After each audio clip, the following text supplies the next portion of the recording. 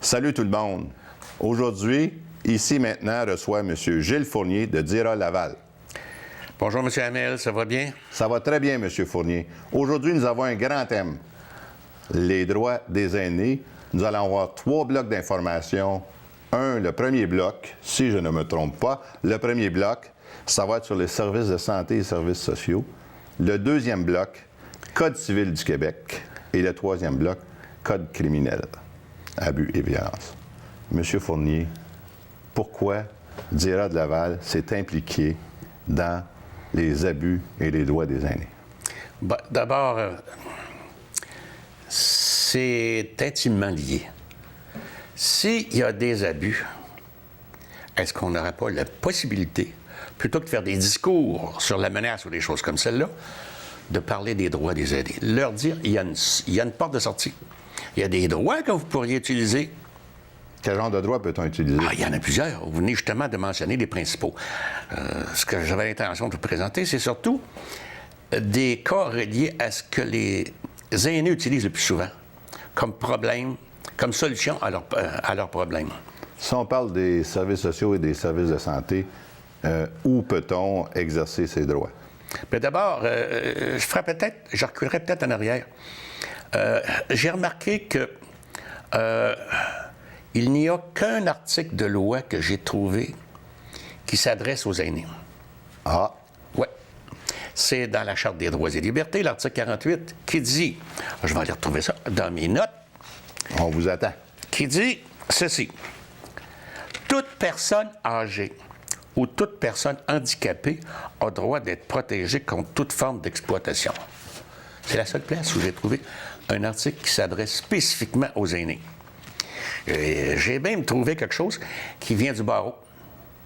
Le barreau, dans un article qu'il avait fait paraître dans sa revue du 10 octobre 2010, il dit « Le droit des aînés, rien ne va plus ». Quand ça nous vient... C'était dit par le barreau. Le barreau, c'est un organisme... Dans leur publication, ce qu'ils appellent le journal. Ouais. Quand on est rendu à dire « rien ne va plus » et qu'on trouve une phrase qui vient, par exemple, de maître Jean-Pierre Ménard, bien connu de tout le monde, hein? Oui. Parce qu'il défend les aînés, surtout les gens du domaine de la santé. Il dit « On ne manque pas de loi, on ne manque pas de droits. Le problème se situe dans leur mise en œuvre. » Et vous, en tant que DIRA Laval, la mise en œuvre, là, quand on parle de mise en œuvre, il y a des gens qui vous appellent chez vous. Parce que je sais qu'on s'est rencontrés, vous avez réglé 3000 cas. Il y a des gens qui vous appellent chez vous, qui disent, écoutez, si on parle de santé et services sociaux, si on parle d'hôpitaux, de résidences, tout ça, ça touche tout ça, là. Oui. Si on parle de ce milieu-là, est-ce qu'on a des exemples de gens que vous avez défendus, justement, suite à des abus qui se sont faits ou à un non-respect de droits des aînés dans ce domaine? Mais dans les 3 thèmes que vous voulez couvrir, il y en a énormément. On va prendre un exemple. Le dernier, le Code criminel. Tu sais, on dit à un moment donné, Code criminel, voie de fait. On a vécu, le cas le plus extrême, là, c'est le fiston qui avait décidé que sa mère devait lui remettre de l'argent. Mais la pauvre mère, elle vivait sur le BS. Donc, pas d'argent. Pas d'argent. Alors lui, parce que maman refusait de lui donner de l'argent, a décidé de la punir. Il a allumé un rond de poêle puis lui a mis la main dessus. Est-ce que c'était le seul fils ou le seul enfant qu'elle avait, cette dame-là? C'est la fille qui a appelé en disant « Ça n'a pas de bon sens de ce qui vient de se passer ici. » Et là, on s'est présenté avec Urgence sociale, la police. Et le monsieur, maintenant, il est au froid dedans, là. Il se repose. Oui, il a posé les idées puis d'autres choses aussi. Mais la dame, est-ce que ça faisait longtemps qu'elle vivait ce problème, ce drame-là? Oui. Oui? Vous venez justement de mettre le doigt sur le problème. C'est que c'est une famille où il y avait toujours eu de la violence. Père en fils, de fille en mère, etc. Et C'était rendu normal. Oui, c'était rendu normal. Madame avait enduré ça. Mais quand elle a commencé à nous conter sa vie et tous les méfaits du fiston, bon, il n'y avait pas d'autre chose que d'envoyer le fiston ça fait refroidir les idées. Ça n'a pas de bon sens. Maintenant, elle est même déménagée ailleurs. Le fils ne sait même pas où est-ce qu'elle est. Donc, il ne pourra pas courir après elle. Il ne pourra pas lui demander de l'argent encore, Non, tirer des sous par violence. Il ne sait pas où est-ce qu'elle est rendue. Ça, c'est du travail. Ça, c'est du travail. Si on parle d'abus, justement, dans les hôpitaux, parce que, bon, dernièrement, je ne sais pas si vous avez lu les journaux, les nouvelles en fin de semaine, ils ont parlé d'insalubrité, ils ont parlé de c'est difficile, ils ont parlé de tout ça. Je ne sais pas si je peux aller sur ce sujet-là. Je suis un peu prudent parce que je ne suis pas un médecin. Puis je ne voudrais pas jouer à l'avocat parce que je ne suis pas avocat. Même si j'ai gagné le prix de la justice de la province de Québec il y a 3 ans, je ne suis pas un avocat. Mais quand on regarde les lois dans le domaine de la santé, quand on ne sait pas comment se débrouiller avec la santé, parfois on peut se faire tasser puis se faire mettre sur la tablette. Je vais vous donner un exemple. Le droit au respect et à la reconnaissance de leurs droits, ça c'est dans le domaine de la santé. Le droit à l'information sur l'existence des services. Si on ne vous dit pas, par exemple, que vous venez de sortir de l'hôpital et vous auriez droit à de l'aide à domicile. Vous auriez le droit à quelqu'un pour prendre votre bain. Vous auriez le droit à une travailleuse sociale qui va aller vous visiter. Si on ne vous dit rien de tout ça. Oui, mais est-ce que a-t-on le temps de leur dire, est-ce qu'on prend le temps de leur dire à ces gens-là, aux personnes, peu importe que ce soit des personnes âgées, des jeunes qui sortent de l'hôpital, qui ont des besoins, s'ils ont des pansements, s'ils sont comme un petit peu invalides, est-ce qu'on leur dit leurs droits? Est-ce qu'on leur explique qu'ils peuvent appeler peut-être au CLSC pour avoir des services? Normalement, j'ai un cas présentement familial là, qu'on vient de régler. Ça a été excellent.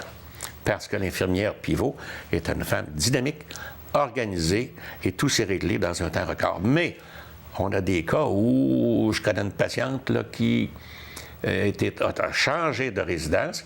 Elle devait avoir une travailleuse sociale au mois d'avril, puis on est rendu au mois de septembre. Mais là, on est tombé dans la période de vacances, peut-être, parce que c'est ça qu'on nous explique souvent. Moi, dernièrement, j'ai vécu des choses à l'hôpital, puis on m'a dit, ben là, vous savez, monsieur, c'est la période des vacances. Il y a des gens qui ne sont pas remplacés, on ne peut pas être parfait à 100%. Mais si vous saviez quel article des lois que vous pouvez utiliser, comme par exemple le droit de recevoir des services adéquats, vous pourriez m'abandonner. Ça, c'est l'article 5 de la loi sur la santé. Vous ostinez puis dites, écoutez, j'ai le droit de recevoir ça. Donc, en vertu de l'article 5, dès le moment où vous sortez, que vous semblez avoir une certaine connaissance de quelque chose rattaché à la loi, c'est drôle, on obtient gain, on obtient justice beaucoup plus rapidement. Est-ce qu'il y a aussi le fait que peut-être que les enfants, justement à l'hôpital, rendent visite à leurs parents, ou des amis, que les gens de l'hôpital voient que le patient n'est pas seul, que le patient a un support, qu'il y a des gens qui l'entourent. Est-ce que vous pensez que ça peut aider un peu aussi à ce qu'ils ne soient pas abandonnés? Bien, il ne faudrait surtout pas les abandonner. C'est pas parce que quelqu'un est malade et puis qu'on n'aime pas la maladie qu'on refuse d'aller voir son père ou sa mère. C'est un argument que j'ai eu, là, que quelqu'un m'a dit. Je déteste la maladie. Je ne m'occuperai pas d'eux autres. Il n'en est pas question. Mais peut-on s'imaginer un raisonnement pareil? Moi, ça existe de temps en temps, mais je pense que dans la majorité des cas, sans vouloir... mais je pense que dans la majorité des cas, s'il y a des enfants, ils s'occupent quand même de leurs parents. Moi, je dois vous dire, j'ai vécu ça récemment, puis j'ai ma mère qui me disait, « Gilbert, occupe-toi pas de moi.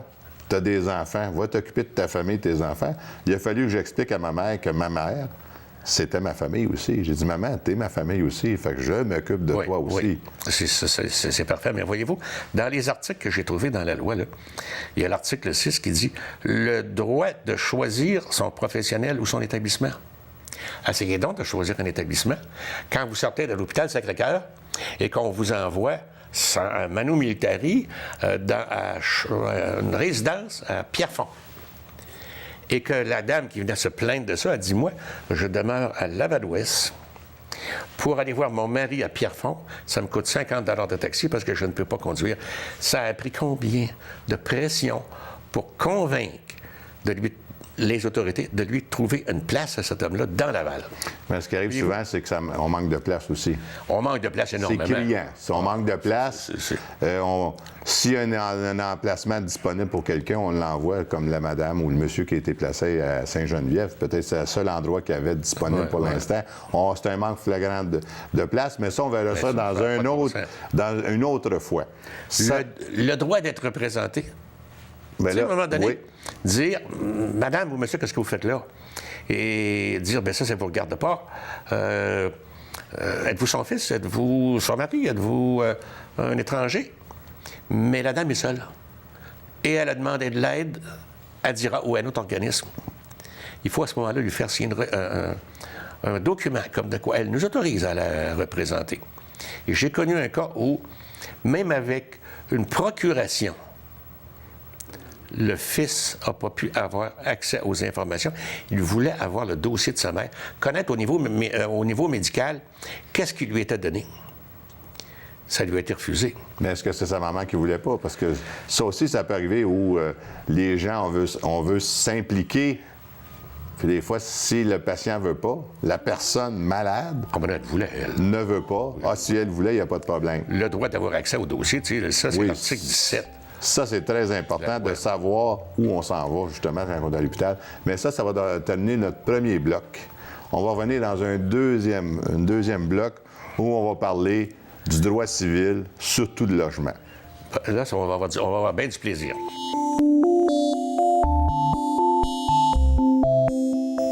On retourne avec M. Gilles Fournier avec notre deuxième bloc d'informations sur le Code civil du Québec et le déménagement, c'est-à-dire les problèmes avec les logements. Problèmes avec les logements, il y en a beaucoup. Le malheur qu'il y a, c'est que plus les gens sont aînés, sont âgés, moins ils savent comment se défendre. Est-ce que je vous coupe? Oui. Mais est-ce qu'il y a une loi spéciale pour les gens, les aînés, justement, lorsqu'ils veulent déménager, quitter leur logement? Est-ce qu'il y a une loi spéciale pour eux? C'est-à-dire, il n'y a pas de loi spéciale, mais il y a un article qui est spécialement conçu pour aider les personnes qui sont en logement et qui doivent, sur ordre du médecin, se trouver un endroit avec des services appropriés, comme par exemple ascenseur, services médicaux. Et pour faire ça, une personne a le droit de donner un avis de 2 mois.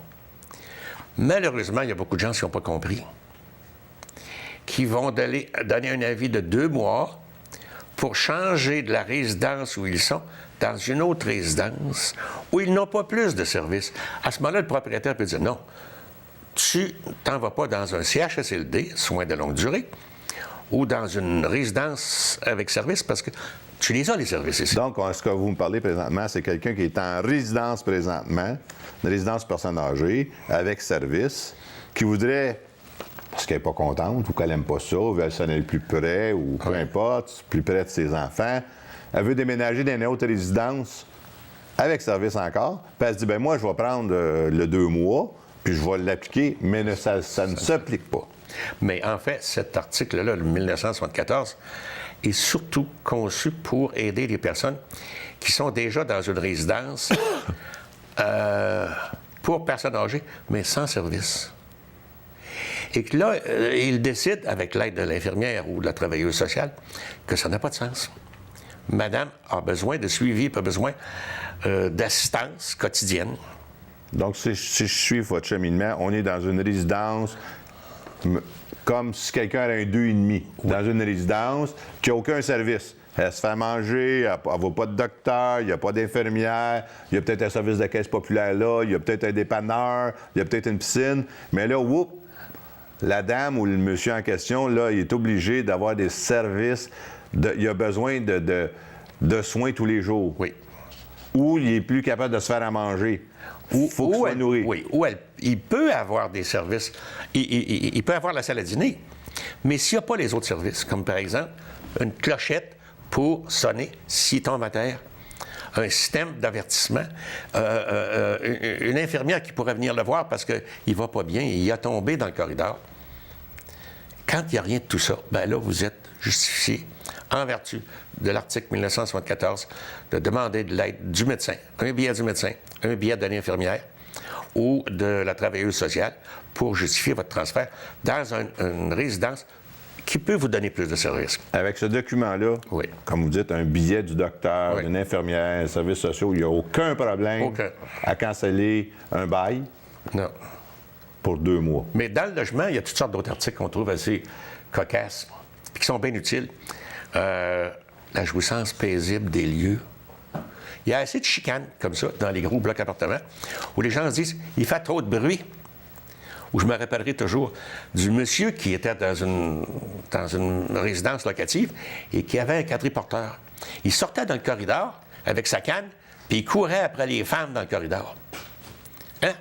On appelle ça, en vertu de l'article 1851, jouissance paisible des lieux. Alors, on a aidé les autres locataires et le propriétaire à se débarrasser de monsieur qui était rendu d'une violence incroyable. Il courait après les dames. Bon, à quoi? Il y en a une qui me disait, quand je le voyais dans le corridor, je refermais ma porte et j'attendais. Ouais. L'autre chose, c'est que beaucoup de gens, quand ils reçoivent des augmentations de loyer, ne sont pas assez prudents. Il y a des délais quand vous recevez une augmentation de loyer. Quand on vous dit que vous avez 3 mois ou vous avez 1 mois, ça dépend de ce qui est inscrit sur votre avis. Et si on vous augmente de seulement 1 mais que d'autre part, on vous charge le prix du stationnement, du garage, ce qui n'était pas inclus dans le bail. À ce moment-là, c'est un changement au bail. Et vous n'avez pas le droit, comme propriétaire, d'apporter des changements au bail.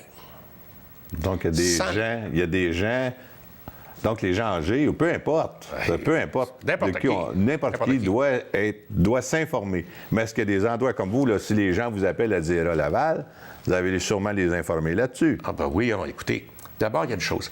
La Régie du logement donne un dépliant très bien fait que toute personne qui ignore totalement la loi, qui ne la connaît pas, peut tout simplement, à partir de ce dépliant-là, avoir les fondements de même pour éviter une augmentation indue de son loyer. Il explique très bien comment faire. Nous, on règle environ au-dessus de 100 cas par année dans ce domaine-là. Donc, on accompagne même les aînés jusqu'à la régie. Ce que vous me dites, M. Fournier, ce serait peut-être une bonne idée aux gens d'appeler ou aller sur Internet, faire venir le document de la Régie du logement pour comprendre les règlements. Bien, sur Internet, il faut aller le chercher. Mais quoi qu'on peut, par l'Internet, rentrer dans le système puis trouver qu'est-ce que dit la Régie du logement. Il y a à peu près 1000 articles qui touchent le logement. On ne peut pas tous les connaître, mais il faut savoir qu'ils existent. Et chez nous, on est drôlement spécialisés dans le domaine, parce qu'on trouve des choses. Un des problèmes aussi qu'il faudrait ne pas oublier dans le Code civil, c'est les chicanes entre voisins. Ça existe. Accepter les inconvénients normaux du voisinage. Ça veut dire que... C'est quoi les inconvénients normaux? On va vous donner un exemple. Si votre terrain est un petit peu plus élevé que celui du voisin, et puis qu'il y a de l'eau du terrain du voisin qui s'écoute une fois de temps en temps lors d'un gros orage sur votre terrain, vous êtes obligé de l'accepter parce que c'est c'est normal que l'eau ne monte pas une côte, ça descend. Ben oui, l'eau descend. Hein? J'ai eu un cas à un moment donné, la personne avait placé des belles tuiles, elle avait enfoncé ça dans son jardin, dans son gazon, puis évidemment, il y avait de l'eau dedans. Elle faisait une crise. Alors, on a des chicanes d'arbres puis de voisinage de tout ça, ce qui devient très difficile à régler. Dans le fond, c'est de la conciliation. C'est vivre et laisser vivre. Oui. Je pense que c'est ça qui est important. Je pense que dans la vie, c'est vivre et laisser vivre. Mais je vais revenir pour une dernière petite chose. On a parlé beaucoup de résidence, mais on n'a pas parlé de logement. Une personne âgée qui est à logement dans un duplex, qui, elle, du jour au lendemain, elle s'aperçoit que, monter les marches. Oui. Écoutez, plus capable de faire à manger. Oui, quand vous êtes rendu avec une marchette, par exemple, il faut que vous montiez au 3e étage. Il n'y a pas d'ascenseur. C'est un cas de 2 mois. C'est un beau cas. C'est un beau cas de 2 mois. Oh oui, définitivement.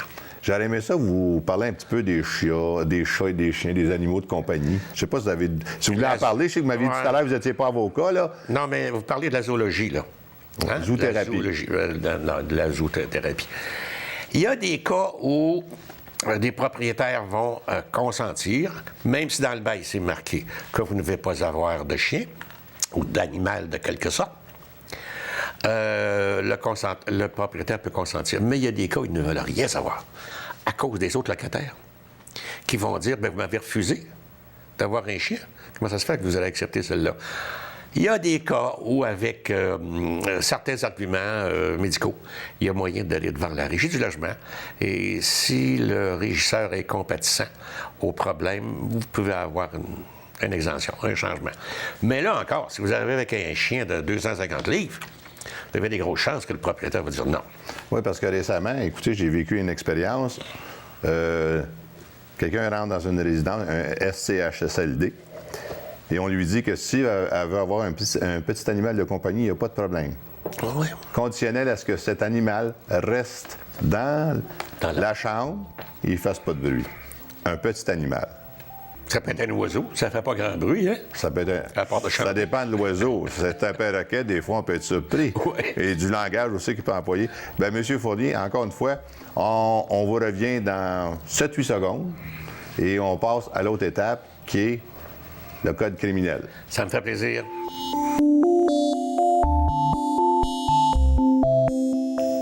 De retour avec M. Jules Fournier pour notre troisième volet, le droit criminel, abus et violence.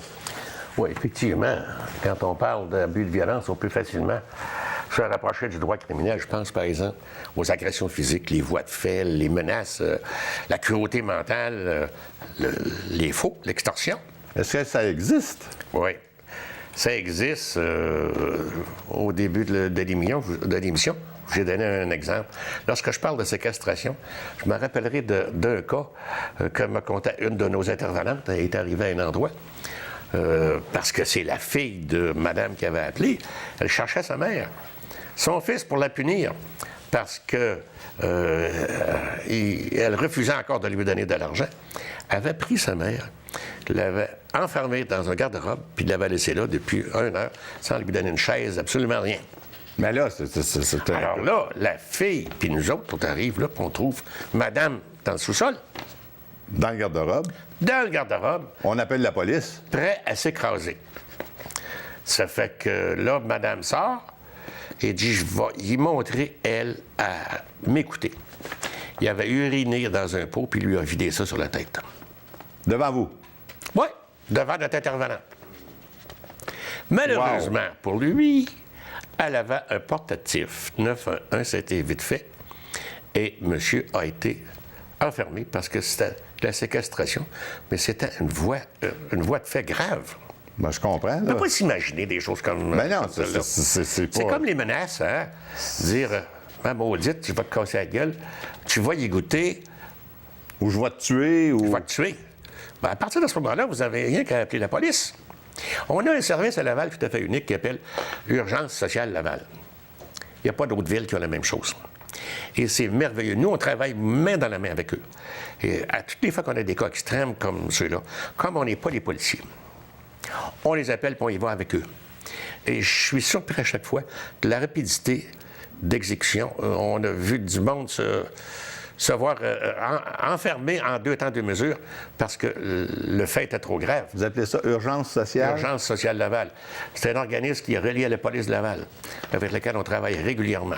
Donc, c'est le 911 ou c'est d'autres? C'est le 911 et ils ont un numéro spécial que je ne connais pas par cœur, mais nous, je sais bien que ce sont nos meilleurs acolytes dans le domaine. Ben, c'est le seul service, c'est à Laval. Ça n'existe pas ailleurs. Ça n'existe pas ailleurs, la qualité puis le type, c'est parce qu'ils ont les travailleurs sociaux. C'est pas strictement la police. Et le système, de la façon qu'il est monté, c'est que dès le moment où vous avez un cas spécifique et que vous rentrez le numéro de téléphone de madame qui est exposée à se faire assaillir par son fils, et que là, c'est reconnu puis c'est rentré dans le système, dès le moment où elle appelle, ça prend quelques minutes et la police est La rentrée. police, ça part, Ah, 911, déclenche l'opération. Il ne faut pas que les gens aient peur de s'adresser à la police. Et s'ils craignent, ils n'ont qu'à nous appeler. Ça va nous faire plaisir de collaborer avec eux, parfois même à monter le dossier pour se rendre jusqu'à la Commission des droits de la personne. L'avantage de la Commission des droits de la personne, c'est qu'elle vous fournit gratuitement des services légaux. Service d'avocat. Oui. Gratuitement. La même chose dans le loyer. Vous avez l'aide juridique. Oui, faut être quand même... Il ne faut pas gagner beaucoup. Faut pas gagner beaucoup. Mais il y a des arrangements qu'on peut prendre avec eux aussi. Ah, il y a des arrangements, oui. C'est nouveau, puis j'ai trouvé qu'ils ont remonté le maximum qu'ils avaient avant. Mais avec ces arrangements-là, ça vous permet de dire je vais te payer X $ par mois durant les 10 prochains mois. Donc, vous pouvez avoir un service d'avocat sans être sur l'aide juridique, Oui. mais c'est l'aide juridique qui vous aide Oui. en vous chargeant de temps par mois. Ils sont excellents, je peux vous dire, dans le logement en particulier, mais dans le cas du code criminel aussi. Mais dans le cas du code criminel, la police est capable de vous rendre de grands services.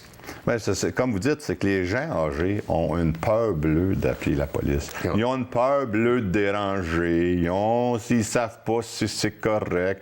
Mon fils ou mon mari, surtout mon mari, ou ma femme, ça peut arriver, parce que des hommes battus, ça existe. Oui. Mais disons que dans la majorité des cas, c'est les femmes qui sont battues. Mon mari, vous savez, il lève la main sur moi pas souvent. Mais oui, mais juste une fois, c'est une fois de trop. Mais on dirait que les gens âgés, d'un certain âge, les aînés, ils ont peur de déranger, de se faire dire non, c'est pas correct. Oui, il faut... Même si on se trompe, je pense qu'il faut faire appel. Appelez chez Dira Laval. Oui. C'est ça que je dis aux gens, peut-être. On a noté, nous autres, que plus les personnes sont âgées, plus moins elles ont tendance à accepter de se défendre. Ils vont plier, ils vont accepter des conditions, ils vont signer des documents qu'ils ne devraient pas signer. Ils veulent pas de chicane. Ils veulent pas de chicane, puis ils se font exploiter. Mais s'ils appellent chez Dira Laval, c'est vous qui allez vous occuper de la chicane. Oui. Eux autres, ils n'auront pas de chicane. Oui, à part de ça, on a même un service de médiation avec un gars qui a une maîtrise en droit dans le domaine. Ça fait que ça, c'est assez unique. Ça sert, ça. Oui. Ce n'est que juste pour s'informer.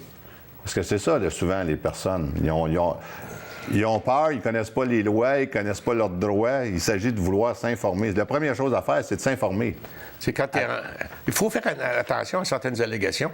Quand une fille dit à sa mère, « Maman, pourquoi tu te fais coiffer toutes les semaines? Pourquoi tu t'achètes des robes à ton âge? » Moi, je me dis, ça peut être le prélude à ce moment-là à un abus qui s'en vient. Et la dame lui avait répondu, c'est parce que je vais être belle quand tu viens me voir. Oh. La fille n'a jamais recommencé à lui poser de pareilles questions. Ma mère, c'est comme ça. Ouais. Je dois vous dire que ma mère, c'est comme ça. Elle se jette des robes souvent parce qu'elle veut être belle quand elle sort. C'est normal. Mais c'est son argent. C'est son argent, elle peut faire ce qu'elle veut avec, c'est normal. Écoutez, M. Fournier, je tiens à vous remercier d'être venu aujourd'hui. Et puis, on se dit à la prochaine. Puis j'espère que si les gens ont des problèmes, bien, appelez Dira Laval. Oui, à 450-681-8813. Voulez-vous répéter? 450-681-8813. Et nos services sont gratuits. Merci beaucoup et à la semaine prochaine.